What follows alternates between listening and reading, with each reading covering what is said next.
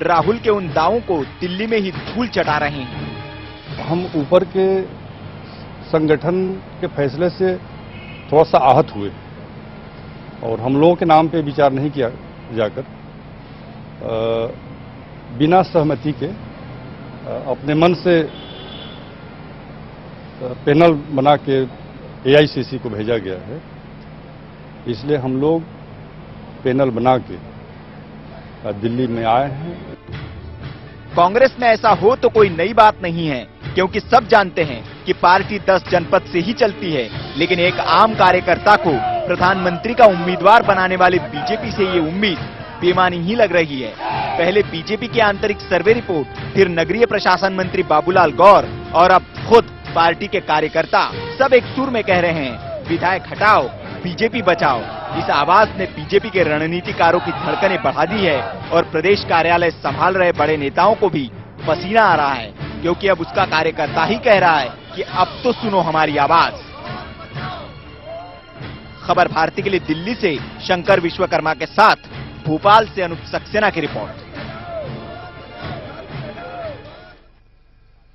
जी हां, ये वही कार्यकर्ताओं की भीड़ है जिसके सहारे पार्टी भोपाल का रास्ता नापना चाहती है। ये अलग बात है कि कार्यकर्ता भोपाल पहुंच रहा है और कह रहा है कि प्रत्याशी बदलना जरूरी है, ऐसी क्या मजबूरी है। ये अपने आप में एक बड़ा पहलू समझेंगे। लेकिन जरा जल्दी से हम देखें किन किन विधायकों का विरोध हो रहा है जिस स्थिति में लगातार कार्यकर्ता पहुंच रहा है। राघव जी, पूर्व मंत्री जो वर्तमान विधायक विदिशा, रामकृष्ण कुसमरिया, पहले भी सर्वे में इनका नाम आया था, विधायक पथरिया से हैं। उमा देवी खटीक ये हटा से विधायक हैं, दमोह जिले के हटा से। ठाकुरदास नागवंशी विधायक पिपरिया। लाल सिंह आर विधायक गोहद। नरेंद्र त्रिपाठी ये पनागर से विधायक है।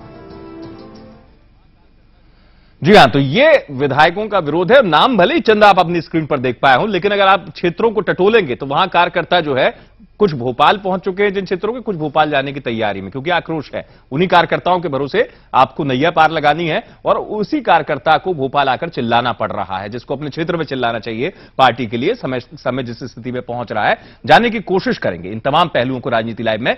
और इस चर्चा में अगर हम बात करेंगे, हमारे साथ है खास मेहमान, भोपाल से हैं नरेंद्र सिंह रघुवंशी जो कि बीजेपी से हैं, साथ ही साथ जौलपुर से कांग्रेस नेता महेश पटेल, दिल्ली से हैं मेरे साथ छत्तीसगढ़ के कांग्रेस नेता गिरधारी यादव, चर्चा में मेरे साथ हैं प्रज्ञान भट्टाचार्य जी, संपादक खबर भारती, साथ ही साथ बीजेपी कार्यकर्ताओं का मर्म इस चर्चा में हम समझेंगे। भोपाल से हमारे सहयोगी संवाददाता अनूप सक्सेना जो कि कार्यकर्ताओं के साथ मौजूद है, उन तमाम स्थितियों को समझेंगे। आप सभी का बहुत बहुत स्वागत है। पहला सवाल मेरा प्रज्ञान भट्टाचार्य जी से, संपादक खबर भारती। प्रज्ञान जी, पहला सवाल मेरा आपसे। दरअसल टाइमिंग जो होती है राजनीति में वो बहुत बड़ा फैक्टर होती है, वो किसी भी चीज में हो।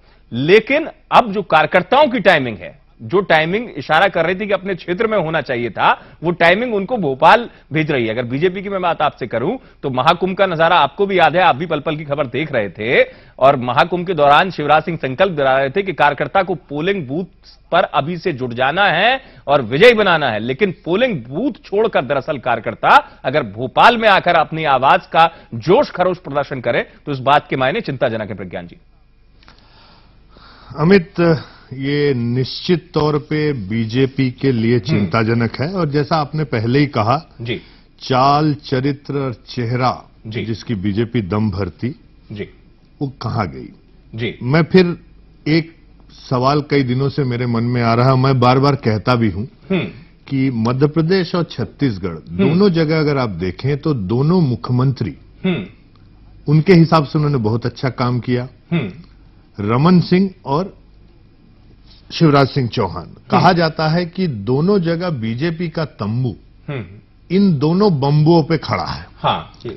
और जितने अब पिछले दिनों में जितने सर्वे हुए, जितने स्टडी हुई, सब में एक ही चीज कहा गया, दोनों मुख्यमंत्रियों से तो लोग खुश हैं, लेकिन अधिकतर 70 से 80% बीजेपी के जो विधायक है उससे लोग नाराज हैं। जैसे अभी कुछ नाम आपने लिया, राघव जी, पथरिया के विधायक, उमा देवी, कोई नागवंशी जी है, लाल सिंह है, नरेंद्र त्रिपाठी है। इस पूरे स्थिति में एक कार्यकर्ताओं की जो अनदेखी होती